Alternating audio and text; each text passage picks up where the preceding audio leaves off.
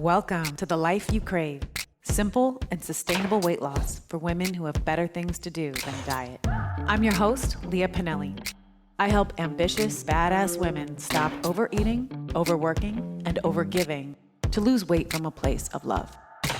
I'll help you simplify weight loss, end your overwhelm, and create the life you crave. If you like what you hear, please like and subscribe to this podcast. Let's get started. Hey there, friends. So as I sat down to write out a podcast sequence for the month of December, I realized that what's really on the minds of all of my listeners and my clients alike is all about overeating because it's the holiday season. And during the holiday season, we all seem to feel that same sense of anxiety and dread and fear really around the holidays. So instead of re-recording some of my oldies but goodies, I decided to just go ahead and re-release some of my most popular podcasts that I've ever done that also are totally relevant during this December 2023 time. So these are replays, but everything in these replays is totally relevant. And I think it's exactly what we are all craving at this time of year. I would love to connect with you in the new year. And if you are interested in learning more about my 90 Days to Food Freedom program, we will be starting again in January. And I would love for you to join us. So head over to leahpinelli.com where you can sign up to book a free curiosity call with me. Enjoy the replay. Hello, beautiful people. Okay, today we are talking about how to handle the food pushers over the holidays. Hopefully, at this point, you have listened to episode 40, titled La Dolce Vita, More Joy, Less Gain Over the Holidays. If not, definitely go back and listen to that one. I mean, hopefully you've listened to all of the November podcasts in this series, this holiday edition. But today we are talking about food pushers, and it relates back to that episode 40. Now, don't stop this podcast and go back now. You can totally go back later. But the reason that these two are related is because when we talked on episode 40 about more joy and less gain over the holiday, I asked you to really think about what it is that you want, right? What is the experience that you want to get from the holidays? What is the holiday experience that you're after? In next week's episode, we are going to be bringing it all together in the last of this 5-part series to really, truly help you create the experience that you want over the holidays, which for most of us, it is not a whole bunch of uncontrolled weight gain and bloating and discomfort and all of the things. So in today's episode, we are returning to this concept of what you want, but we are focused more specifically today on food. Meaning, what is the food that you want? Which foods are you looking forward to eating and why? But more specifically, when we think about food this holiday season, you're going to tie it back today to the idea of the experience, the overall experience that you're after. The experience that you're after includes the results that you get. So a lot of times our brain just thinks about like, oh, the end game is me eating the apple pie, right? Or, me getting to sit down and enjoy all of these delicious holiday foods. But the truth is that is not actually the end game of the holiday experience. The end game is actually the end. It's how you feel after the celebration is over, after the party is over, after the holidays are over. How do you feel come January 1st? You guys, the reason why we have this huge push for diets and gym memberships January 1st is usually because of all of the guilt that we have felt over the holiday season, or all of the gain that we've experienced over the holiday season. And we could just bypass all of that, get the most out of the holiday season, get the most pleasure, the most joy, and also still be riding high on the wave of pleasure come January 1st without needing to undo everything that we overdid. So let's talk more about what that looks like. When we think about the results that you want to get from the holiday season, one of the questions that I always ask my clients, and this is a serious question, I'm not joking, is I ask them, okay, so let's really plan for the result that you're going to get. Not only how you're going to feel, but do you want to lose weight over the holidays? Do you want to gain weight over the holidays? Or do you want to just maintain your weight over the holidays? Now, some people think I'm joking when I say, do you want to gain weight over the holidays? Because everyone's like, well, of course I don't. But here's the deal. If you decide that you do truly want to indulge in some foods, in a lot of foods maybe, right? Not necessarily large quantities, but the holidays span for a couple of months here, people, right? So if you decide, yeah, I do want to indulge in more sugary treats or, just foods that you don't typically eat other times of the year, then the reality is you will likely gain a few pounds. For my clients, that's often okay. Like when I have clients who, and actually a lot of my clients do, they plan to gain a few pounds over the holiday. But for them, it's no big deal. And this is actually rings true for myself as well. It's no big deal because I will just go back to my regular way of eating, the way that feels really, really good to me. It's not a diet, right? It's just the way that I normally eat once the holidays are over. So I have clients who are like me, who maybe choose to gain a pound or two. And then I have clients who choose to continue with their weight loss goals. I would say those clients are probably in the exception to the rule. But then I have clients who choose to maintain. And I would say that that's probably what the majority of my clients choose, is just wanting to maintain their weight over the holiday and not gain a bunch of weight that feels uncomfortable.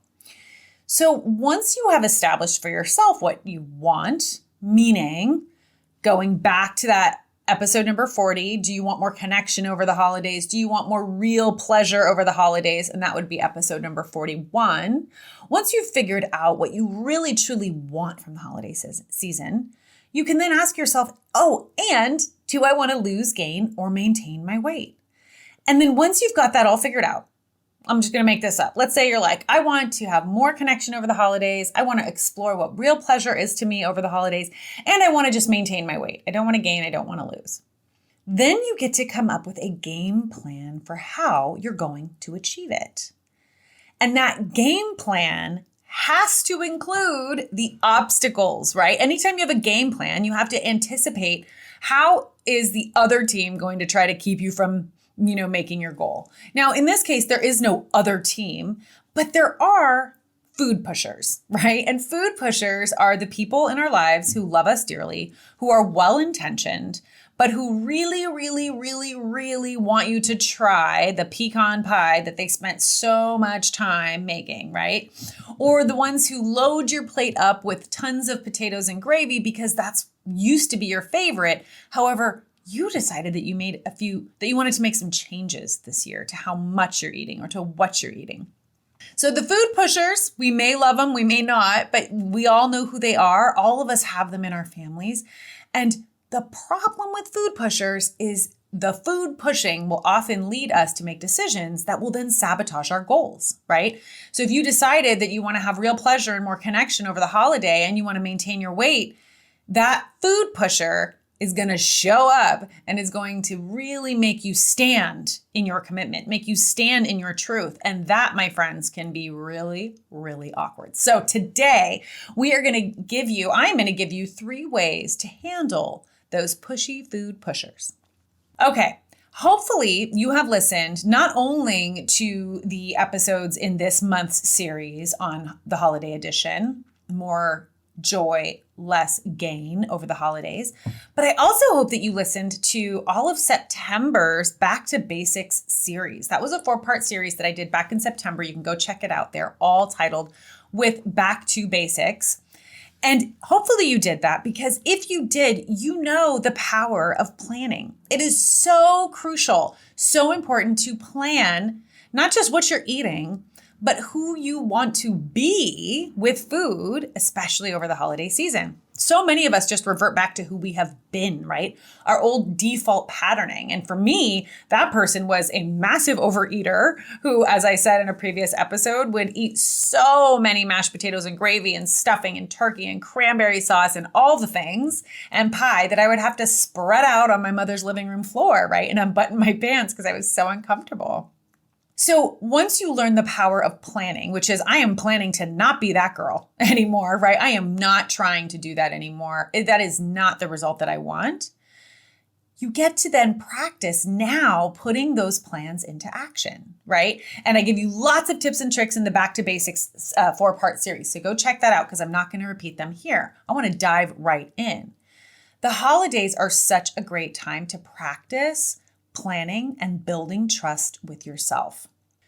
So imagine right now that you get to the holiday gathering and you planned to skip the pumpkin pie because while you enjoy pumpkin pie, it's just not your favorite, right? It's just not your favorite thing. So you're like, you know what, this year, normally I would have some pumpkin pie and have some pecan pie and have some apple pie. This year, I'm just going to skip the pumpkin because I like it, but like, it's not that great, right? And I don't want to feel really stuffed and bloated afterwards.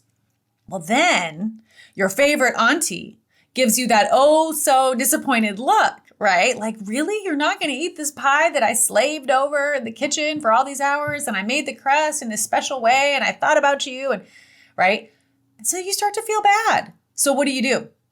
You eat the pie, right? That's what most of us do. Most of us eat the pie.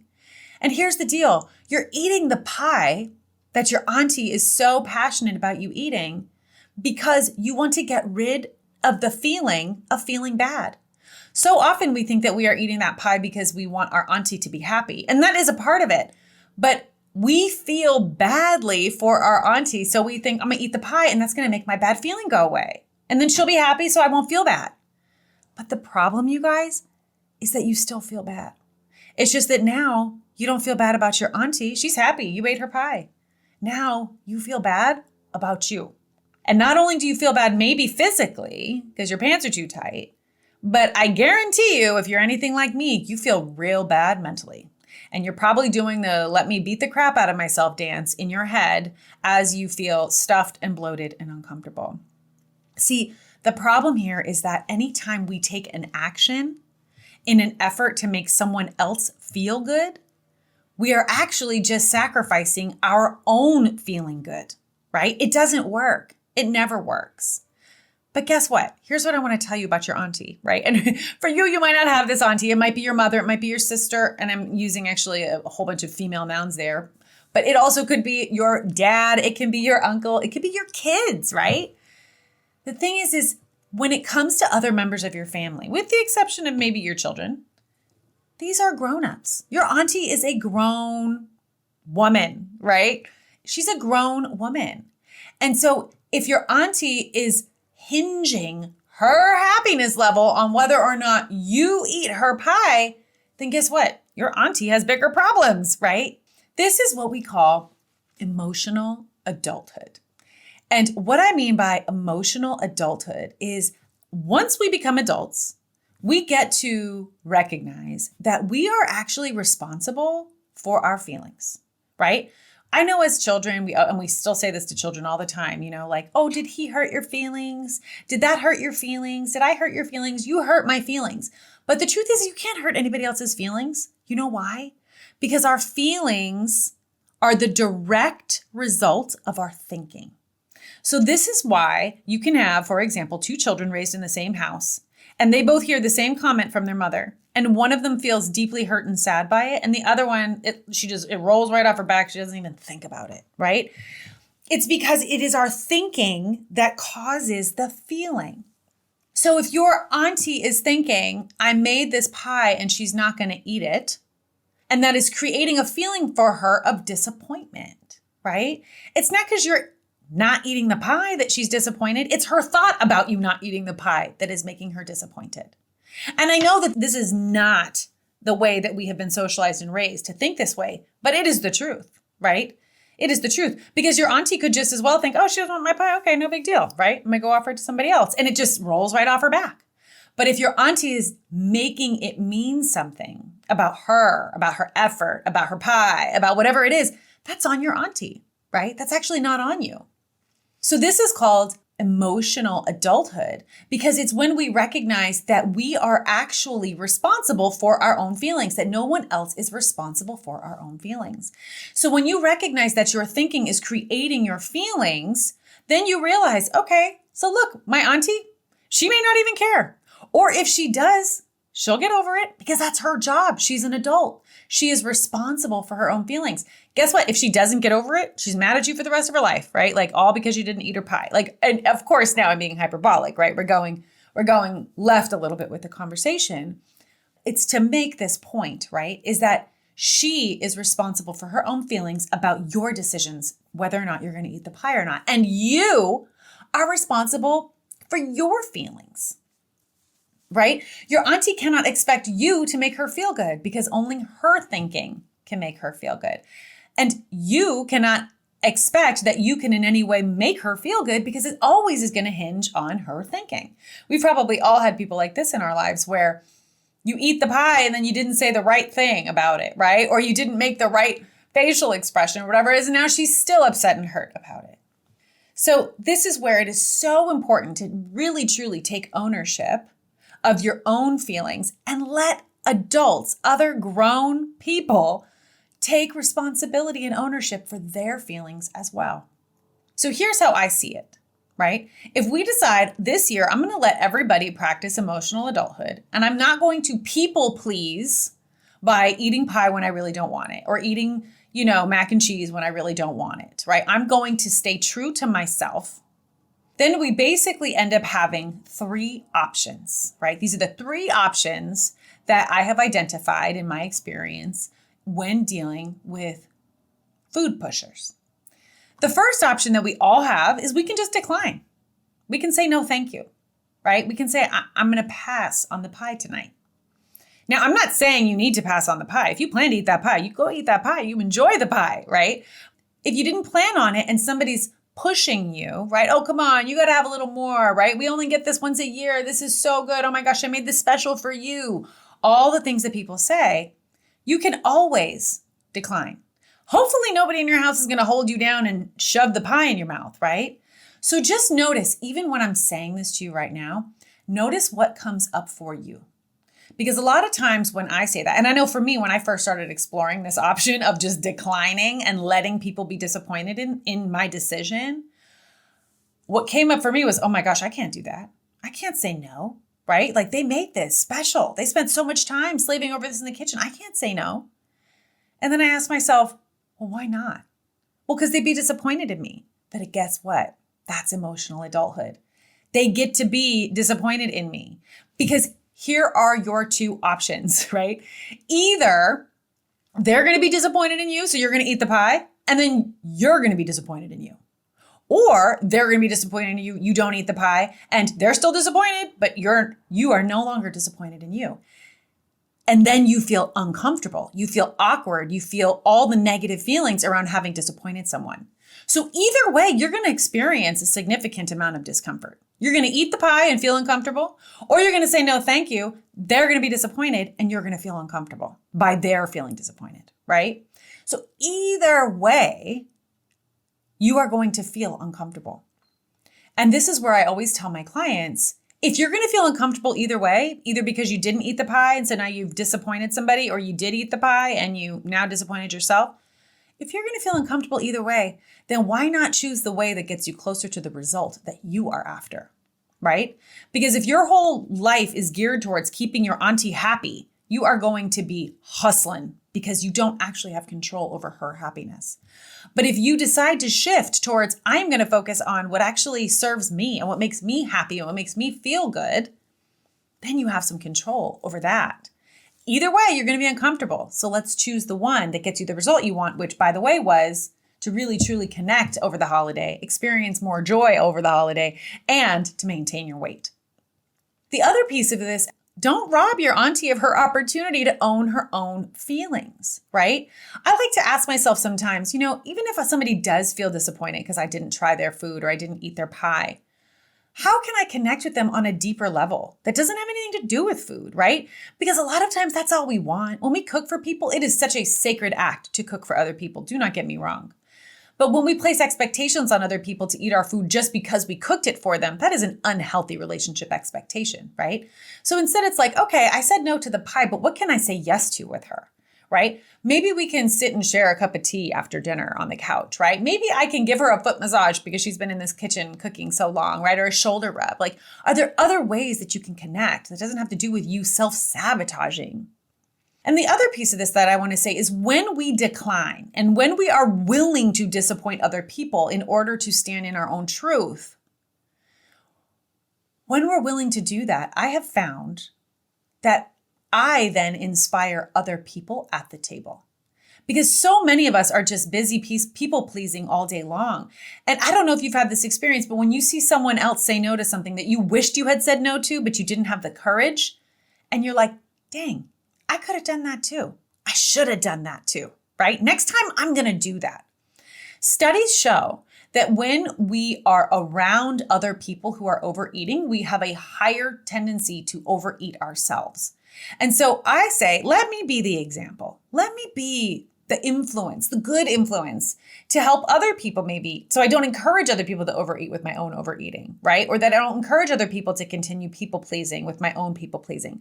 Let me influence other people in that way if they, are open to be influenced, but also let me be that role model to the other young girls around the table, if they are at my table, or just the young people around my table. Let me be the role model that says it's okay to decline food when you do not want it. You do not have an obligation to eat someone's food just because they cooked it for you. So that's your option number one, is to decline and allow other people to be disappointed and allow them to the opportunity to own their own feelings. And now I know they might not. A lot of people don't even know that they're supposed to own their own feelings, right? But choosing that path for yourself of either way, this is going to be uncomfortable. So do I want to feel uncomfortable after having eaten the pie, or do I want to feel uncomfortable with the disappointment that she's going to feel when I don't eat her pie? Either way, I'm uncomfortable. Option number two, I call this taste it and or save it for later. And or is in there for a reason. So listen, saving food for later is one of my favorite ways to extend the pleasure. I've been talking with my little 7-year-old about this a lot lately because he's like, I want to keep eating because it tastes so good, but my tummy is full. And I keep telling him, baby, have you noticed that food tastes better when you're hungry? You guys, it's true. In our culture, women are often discouraged from letting themselves get hungry because we're told that we're going to become like savage beasts who eat the entire refrigerator. And so we often don't experience real hunger. And if this is resonating with you, where maybe you feel detached from your hunger signals, you're not sure when you're hungry, when you're not, or you're eating a lot when maybe you're not actually hungry, I highly encourage you to head on over to leahpinellicoaching.com/eating without fear. It is a free 17-minute training that I offer that helps you to get in touch with your hunger signals and really use your hunger as a guide for when you eat and why you eat. And the benefit of that is it's really true. When you are actually physically hungry, food tastes so much better. Guess what that does? That increases your pleasure factor. And we're all about increasing our pleasure factor around here, right? So when I say taste it and or leave it for later, or save it for later, what I mean by that is you can save it, right? Like the pie will still be good later. Or if it's one of those things that you're like, oh, it's not good later, right? It's like fresh out of the oven, apple cider donuts or whatever it is. Okay, then how about tasting it and then save the rest for later? Because here's the thing is when you eat, when you're not really hungry, or especially when you're stuffed, the result of that is not the pleasure that you're really after. So go back to episode 41 and remind yourself, what is real pleasure and how do I get more of it? And it is not by stuffing another apple cider donut down your throat, right? One of the things that I like to say to people, and this goes back to the idea of influencing others and great role modeling for children around the table, is if someone is pushing food on me that I really don't want, I just simply say, I'm not hungry. And I don't eat when I'm not hungry. I never eat when I'm not hungry. That's something I say to people all the time because guess what? It's true. I shouldn't say never, but I rarely would eat if I'm not hungry. And I think that is wonderful role modeling for the next generation of kids, which by the way, if you're, like most of us, there are going to be kids around your dining room table this holiday season. And so really modeling for them that like, it's okay to not eat if you're not hungry. In fact, it's healthy to not eat if you're not hungry. Allow yourself to get hungry and then eat, right? So influencing there, being that role model of I don't stuff myself. I don't treat myself poorly. I'm not hungry and I don't eat when I'm not hungry, but thank you. I'm going to save this for later when I am hungry. And then I'm so excited to eat this. I can't tell you how many times I've used that. So taste it and then save it for later. Just taste it. Don't save it for later, or just save it for later. But that is an awesome, awesome option to really keep those food pushers at bay. The last option that I've identified is to just go ahead and eat it. But here's the thing. This is kind of a false option because it's not the one I recommend, but it's still an option. So that's why I'm mentioning it. Because the reason why is because you can just decide to eat it. I'm just going to eat that piece of pie because I don't want to deal with the discomfort of someone else's disappointment in me. But the important piece of this here is to remember that that's what you're choosing and that you're going to end up disappointing yourself, right? You are avoiding an uncomfortable emotion in exchange for another uncomfortable emotion. But I don't want you to beat yourself up about this, right? Because the thing is we have been learning since infancy that pleasing other people is essential for survival. So this is why we do it, right? This is why little babies smile at us, right? And bat their little eyes. We have learned this since infancy. Now you know better and you can practice. You can practice doing better. But remember, it truly is a practice. Glennon Doyle said in her book, Untamed, which is one of my all-time favorite books ever, she wrote, "I lost myself when I learned how to please." So this holiday, I truly, truly encourage you to really embrace yourself, to love yourself, to find yourself, to let other people practice emotional adulthood, let them be disappointed in you. And I encourage you to choose you. It's not easy. It's still uncomfortable, but it gets you the result that you're after. So if you haven't already, gone to leahpinellicoaching.com/eating without fear, where you can take my free 17-minute training. I highly recommend that you do because it will so serve you over this holiday season. And reach out, right? If you really want to integrate these practices into your day-to-day life, I got you, girl. You can go over to leahpinelli.com. No coaching in that one, just leahpinelli.com. And you can click on contact. I would love to chat with you further about how I can support you. Today, I have given you 3 ways to handle food pushers: decline, taste and save, or just eat it. All of these ways include uncomfortable emotions, all of them. So just choose the result you want and then choose that pathway of uncomfortable emotions. And remember, developing a new relationship with food requires that we develop a new way of being with ourselves. We have to be willing to experience all of the emotions and believe that we are worthy of the results that we're after, and feeling good enough about ourselves to treat ourselves well and elevate our own self-image. That is where it is at, my friends. So do it for you. Model it for the young girls who might be sitting around your dining room table this holiday season, and reach out so that I can help you. I got you. Have a lovely, lovely holiday. You've been listening to The Life You Crave. I lost 30 pounds years ago without dieting, willpower, or deprivation. I'm on a mission to help other women, including you, do the same. You can book a free weight loss strategy session with me over at leahpinelli.com. That's LIAPINELLI.com. See you on our next call or on the next episode. And remember to like, subscribe, and leave a comment on iTunes.